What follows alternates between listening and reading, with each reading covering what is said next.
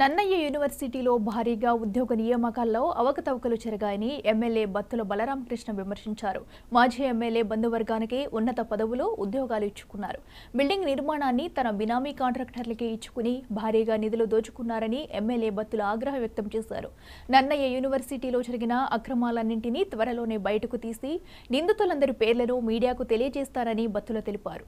యూనివర్సిటీలో జరిగిన అవకతవకలన్నింటినీ CM, deputy సీఎంలకు తెలిపి పూర్తి స్థాయిలో సిఐడి విచారణ చేయించాలని కోరుతానని ఎమ్మెల్యే బలరామకృష్ణ పేర్కొన్నారు. ఈ విషయాలన్నింటిపై చర్యలు తీసుకోవాలని డీన్ ఆచార్య పి సురేష్ వర్మకు ఎమ్మెల్యే బత్తుల వినతి పత్రం ఇచ్చారు. రాష్ట్రంలోనే అత్యధికంగా 432 కళాశాలలో అనుబంధ కళాశాలలు ఉన్నటువంటి ఏకైక యూనివర్సిటీ నన్నయ్య యూనివర్సిటీ. ఈ ప్రాంతం అంతా కూడా విద్యాపరంగా బాగా అభివృద్ధి చెందుద్ది.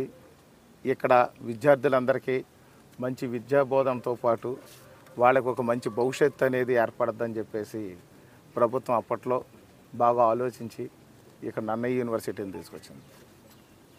నన్నయ్య అనే దానికి ఎంత ప్రాముఖ్యం ఉందో మనందరికీ తెలుసు.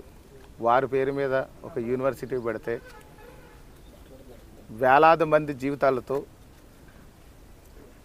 మంచి భవిష్యత్తు ఏర్పడడానికి అనుకూలంగా ఉంటుంది, అన్ని విధాలుగా బాగుంటుందని చెప్పేసి ఇక్కడ ఏర్పాటు చేసి టెంటర్లు పిలుచుకున్నారు. పేమెంట్లు కూడా గవర్నమెంట్ దగ్గర లేవని చెప్తే కూడా యూనివర్సిటీ నుంచే పేమెంట్లు ఆ యొక్క డిపార్ట్మెంట్ ట్రాన్స్ఫర్ చేసి కాంట్రాక్టులు పేమెంట్లు చేశారు. 40 మందికి ఉద్యోగాలు ఇచ్చారు అని అంటే